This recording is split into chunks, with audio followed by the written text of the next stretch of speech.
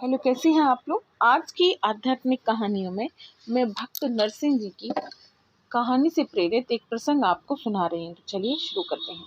भक्त नरसिंह जी भगवान के अनन्य भक्त थे। वे सत्संग करते हुए ठाकुर जी को केदारा राग सुनाया करते थे, जिसे सुनकर ठाकुर जी के गले की माला अपने आप नरसिंह जी के गले में आ जाया करती थी। एक बार भक्त नरसिंह जी के घर संतों की मंडली आई तो नरसिंह जी एक सेठ से राशन उधार लेने गए, पर सेठ ने राशन के बदले कुछ गिरवी रखने को कहा। नरसिंह जी ने अपना केदारा राग का भजन गिरवी रख दिया और वायदा किया कि उधार चुकाने तक इस राग को नहीं गाऊंगा, और सेठ से राशन लाकर संतों को भोजन करवाया। उधर राजा को नरसिंह जी से जलने वाले पंडितों ने भड़काया कि नरसिंह जी सब ढोंग करते हैं, भजन गाते हुए माला को कच्ची डोर से बांधते हैं, जिससे माला अपने आप गले में गिर जाती है। राजा ने परीक्षा लेने के लिए नरसिंह जी को उनके भक्त समाज सहित महल में भजन सत्संग के लिए बुलाया और कहा कि हम भी ठाकुर जी की कृपा के दर्शन करना चाहते हैं। नरसिंह जी संतों के साथ राजा के महल आए और सत्संग शुरू कर दिया। राजा ने अभिमान में आकर रेशम की मजबूत डोर मंगवाई और उसमें हार पिरोकर ठाकुर जी को पहनाया। नरसिंह जी ने कीर्तन आरंभ किया। आनंद बरसने लगा। नरसिंह जी ने बहुत से भावपूर्ण भजन गाए, पर माला नहीं गिरी।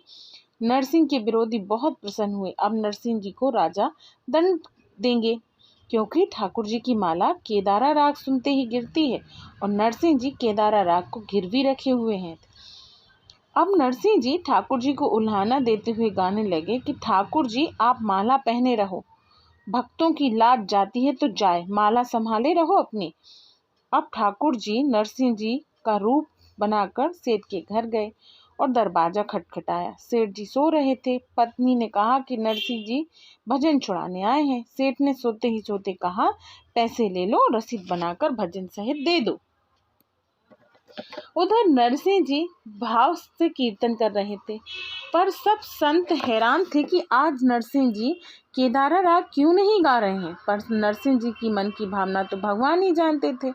भगवान ने एक भक्त का रूप बनाया और नरसिंह जी के पास जाकर उनकी गोद में भजन की रसीद डाल दी। बस फिर क्या था, नरसिंह जी जान गए कि ठाकुर जी की लीला है।